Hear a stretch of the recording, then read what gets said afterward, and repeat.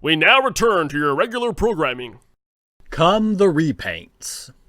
Yes, here we're introduced to the Predacons. This is actually most of them right here. There is only one other Predacon in Robots in Disguise, so they're quite a small band for the future ruler of the galaxy to have under his command. But he did claim to be the ruler of many worlds, so perhaps there are Predacon occupational forces on those planets, and Megatron's actually running on a skeleton crew. I don't know. Regardless, here we're also introduced to another running theme of Robots in Disguise, or at least a toy line. Most Transformers shows and their associated toy lines will create all new toys for the toy line. Robots in Disguise, however, tended to do this half and half. Half of the cast are new toys. The other half are actually repaints of previous toy lines. Now, this isn't entirely unknown. Transformers has actually, even since the beginning, done repaints of other toy lines. You do have to remember that much of the original Transformers actually were separate toy lines. Diaclone and Microman and a couple other minor lines were taken, repainted, renamed, and became the Transformers. Later on in Transformers, they would introduce completely new toy lines, such as Generation 2, that actually, along with introducing new toys, got some of the original toys and repainted them, selling them as part of the new Generation 2 toy line, which was a disastrous failure. Machine Wars that followed afterwards was actually also largely repaints of Generation 2 toys and included some unreleased toys. Beast Wars, however, was all new toys. Again, as you may remember from a previous episode, Beast Wars was a brand new concept of organic beast modes instead of mechanical ones. So you couldn't use any of the old style toys. On top of that, Kenner, which was the company in charge of the Beast War toy line, really totally renovated Transformers by turning the robots into proper action figures, having things like ball joints and a lot more articulation. Previously, a lot of Transformers were, as they referred to as bricks. That is, they had no articulation, or very little. You transformed them to robot mode, and you basically had a figurine or a statue. Beast War toys were action figures. So they were all new because of this. And this carried over even onto subsequent waves when they introduced the Transmetals and the Fusors and then the Transmetal 2s. These were all new toys. They were not previous toys taken and repainted. Now, Beast Wars did have a few repaints within it. As you could even see in the show, Cheetor and Tigertron characters, for example, are just recolored versions of each other. But for the most part, it was all brand new. Beast Machines followed suit with this. The techno-organic style was really unique, so they really couldn't repaint any Beast War toys. So they're almost all completely new, with I think only one exception. The Vehicons are the same. These are alien, Cybertronian, pilotless vehicles. Not something that was done in the original series or any of the other toy lines before. So they had to be all new models as well. And again, of course, they have the action figure level of articulation. Now, there was a sub-line in Beast Machines called the Dinobots, named after the original Dinobots, which was nothing but repaints, and thematically doesn't quite visually fit into the other Beast Machines, although I quite liked the toys. Like I said, especially since I became familiar with Transformers starting with Beast Wars, it very much stood out to me that essentially half of the Robots in Disguise line are repaints. In fact, all three of these Predacons are repaints of Transmetal 2 Beast War toys. Now, Megatron is not.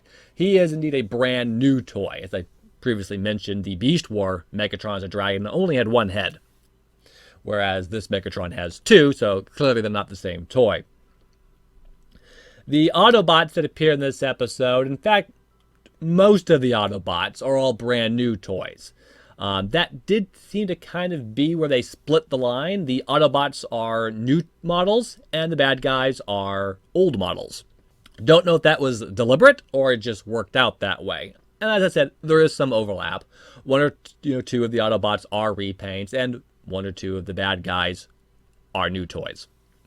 So for here, we have Slapper, who is a repaint of Spitter, a Predacon from Beast Wars. Gas Skunk, who is a repaint, barely, of Stink Bomb, a Maximal from Beast Wars. And Darkscream, a repaint of the Night Glider, another Maximal from Beast Wars. And as I mentioned in a previous episode, Japan doesn't really seem to follow a clear concept of alt modes being grouped by faction. As I also mentioned previously, the original series didn't necessarily always follow it that closely either. But in Beast Wars, Maximals were mammals, along occasionally with the odd bird or fish. Predacons were reptiles, insects, arachnids, amphibians, crustaceans, pretty much anything that wasn't a mammal, or bird and fish. Robots in Disguise has no theme with its animals. Predacons turn into animals. If you are an animal, you are a Predacon. There's not really anything beyond that. There's not really any explanation for why they are cyborg animals. Again, in Beast Wars, that is what Transmetal 2s were, cyborg animals. In Robots in Disguise, Predacons just are cyborg animals. There's no explanation from it. I don't know how this connects with the idea of being a robot in disguise. I mean, who's going to be fooled by a giant truck-sized cyborg frog? But there you go. On top of that, Megatron isn't even an actual animal, but a mythical dragon. And not even a particularly organic one looking at that. I'm not quite sure of the style that Megatron is supposed to be. He's not quite the mechanical look of the 80s. There's definitely a sort of biomechanical feel to him. He's got kind of some more organic-ish style curves, but he's still at the same time very clearly mechanical. And not really in the cyborg style that the other Predacons are in. It's just one of those things that repaints will suffer from because they were made with a different style in mind. And it's up to the series that's going to use them to try to explain this. Or not explain it, in the case of Robots in Disguise, which just simply ignores it. I knew we'd get rid of you someday, Optimus, and today is the day. Now this is a little bit of an interesting exchange right here. The Predacons express familiarity with Optimus, as if they've met him before. This is never expanded upon. I don't believe it's ever made any reference to in any of the other episodes. If these Predacons have encountered Optimus Prime before, we're never given any backstory. As I said, Megatron does describe himself the ruler of many worlds. It does make one curious if Optimus has fought them on some of these worlds, and if Megatron still is the ruler, has he failed to save some of these other worlds? We don't know, and we'll probably never know. It certainly would have been interesting had they done a little bit more with this. This would have been an excellent opportunity to make the Predacons seem a lot more threatening. On the other hand, this is a TV show for young kids. As I said, Hasbro tends to make their show geared towards teenagers, or young adults. Takara tends to skew their shows towards kindergarten or younger. And probably making the Predacons scary was not on their list of things to do. Right laser! Center laser! Left laser! Now this is an interesting little carryover, if you're at all interested in the toy line at least. One of the gimmicks of the Transmetal 2 line in Beast Wars was the introduction of the Spark Crystal, which is actually a rather neat concept that I wish Hasbro and Takara still did today. Rather than simply painting a symbol somewhere on the Transformer's body, there instead is this little half orb, color-coded to the faction, pink for Predacon and green for Maximal. Unless it's Beast Wars Neo, in which case it's red for Maximal. No idea why. Beast Machines also use this feature, but randomize the colors. Maximals and Viacons, including Viacon drones, which don't have spark crystals, all have a random color. But it's not really the color that tells you the faction, but inside each of the orbs is, in fact, the symbol of the team they belong to, either Predacon or Maximal or Viacon. As Beast War repaints, these Predacons still have these spark crystals.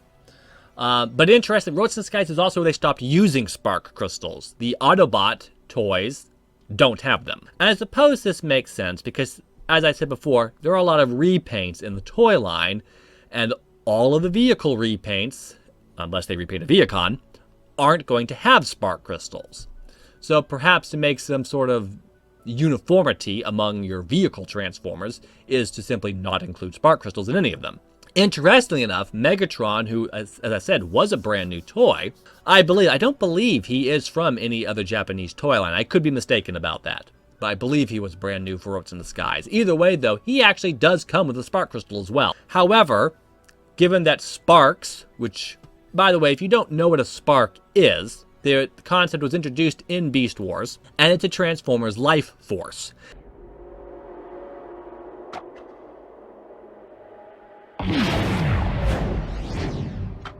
What's new, Pussycat? Rhinox, what's going on? A spark. Yup.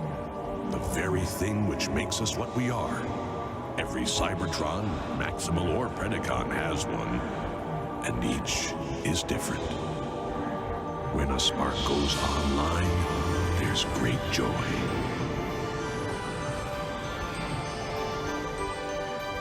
When one's extinguished, the universe weeps.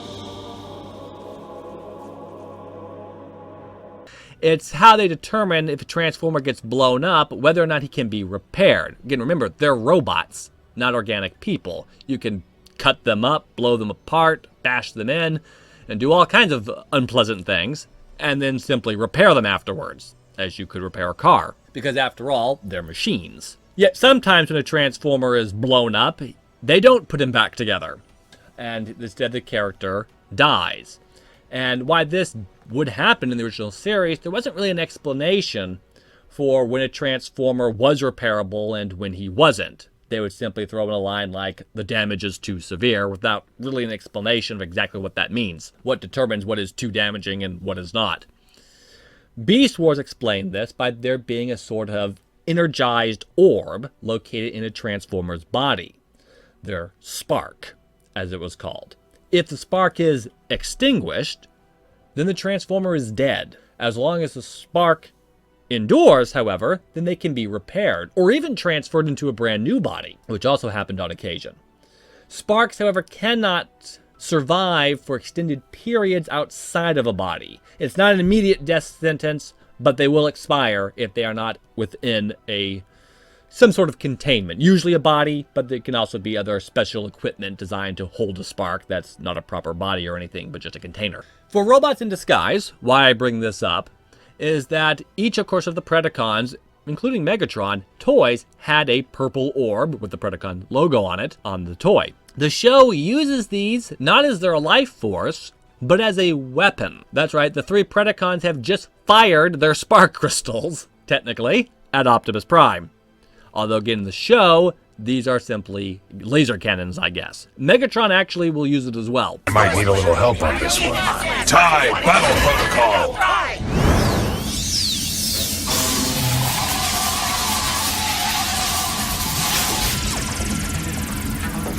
Battle protocol activating now.